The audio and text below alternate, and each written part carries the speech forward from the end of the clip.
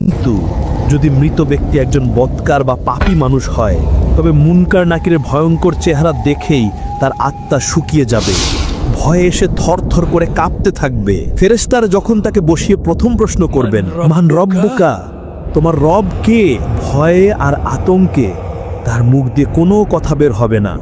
সে তোতলানো গলায় বলবে, হা হা লা আদ্রি। তারা আবার দ্বিতীয় প্রশ্ন করবেন, ওমা দিনুকা, তোমার দিন কি? সে আবারও একই উত্তর দেবে, হ্যাঁ হ্যাঁ লা আদ্রি।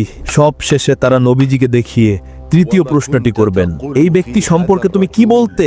সে উত্তর দেবে, আমি তো কিছুই জানি না, মানুষ যা বলতো আমিও তাই বলতাম। তার এই উত্তরগুলো শোনার পর আসমান থেকে গায়েবী আওয়াজ আসবে, সে মিথ্যা বলেছে, তার জন্য জাহান্নামের একটি বিছানা বিছিয়ে দাও এবং তার জন্য জাহান্নামের একটি দরজা খুলে দাও। সাথে সাথে জাহান্নামের ভয়ঙ্কর গরম আর দুর্গন্ধময় বাতাস তার কবরে আসতে শুরু করবে এবং তার উপর আযাব শুরু হয়ে যাবে। পর তার কাছে এক কুৎসিত চেহারার ব্যক্তি আসবে, যার শরীর থেকে পচা লাশের মতো দুর্গন্ধ বের হতে থাকবে।